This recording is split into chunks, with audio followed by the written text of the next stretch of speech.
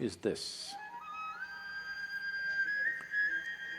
We have created a world, we have created education systems where we believe that human beings are essentially all wrong, or the creation is all wrong, or the source of creation or the creator is all wrong, and you gonna fix it. This is a convoluted idea. Instead of paying attention to life, we are coming up with philosophies and philosophies and philosophies.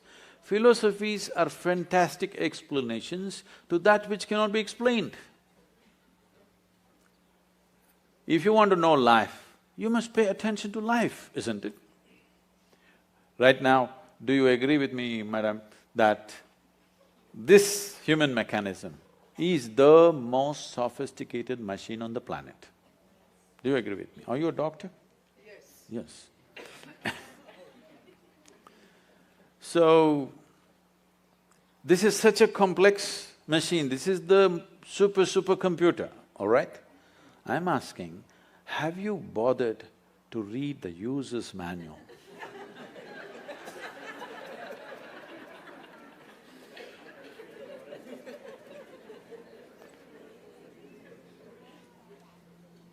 If you understand how this functions, you would know how to use it. Even if you take a simple gadget like a phone, the more you know about it, the better you can use it, isn't it so? You have definitely, coming from India, you've definitely been bombarded with this thing about realization, self-realization. Let me put it in very simple terms. What self-realization means is, first of all, what the word realization means. Realization is not an achievement, it is not an accomplishment, it is just realization. That means something that's always here, you just manage to see it now. That means you were stupid all your life, just now you saw it. You did not invent something new, you did not ramp yourself up to a mountain. No, you just saw the most obvious thing which was always here, you realized. So, realization means you realized how foolish you've been, everything has been right here and you didn't get it.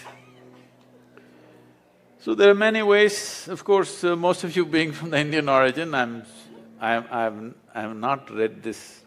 I have to admit, I've never read the Gita because it never occurred to me. I'm sorry, I know this is a shock but living in India, bits and pieces of this are always floating around in the air and it's… you know many pieces of it, but I've never really studied it in any sense. So when, in a certain moment, when Arjuna asked, what is the nature of this truth that you're talking about? Where is it? So Krishna laughed and said, the highest truth about your life is the tip of your nose. Now there are many schools of yoga intensely focusing on the tips of their noses. Please try it for 2 minutes, you will get a headache. You will not get enlightened. What he is saying is, it is the most obvious thing. It is the most obvious thing. But right now the problem is, all the instruments of perception that you have are outward bound, but the seat of your experience is within you. The fundamental seat of your experience is within you, but all the instruments of perception are outward bound. So how should I do this? You must understand, anything beyond survival, if it has to enter your life, some striving is needed. Let's say, as a little infant, you were left in the jungle without human contact. If something edible came in front of you, would you first try your ears, then nostrils, and somehow by accident find your mouth? Is that so? You would just know where to put it, isn't it? So what I'm saying is, everything that is necessary for survival is built into you. You're born with it. The five senses takes care of it. But if you want to know something more, you have to strive. For example, do you remember when you were 3, 4 or 5 years of age, you had to learn to write the alphabet. That damn A, how complicated it was. And on top of it, there were 2 versions. You had to write it 100 times to get it, isn't it?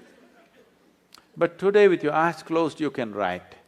If that striving was not there, today could you write? Today would you know language?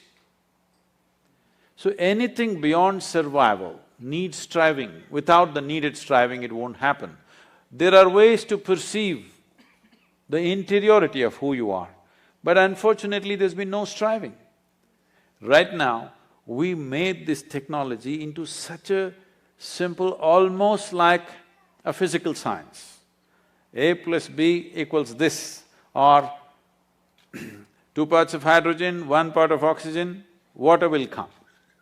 If a great scientist puts it together, only water will come. An idiot puts it together, only water will come. So we made the entire Yoga Sutras like this, that if you do this, this and this will happen to you. That simple. And all I'm asking generally from people is about 30 to 32 hours of focused time to develop an instrument where they can turn inward. Oh, 30 hours is too much.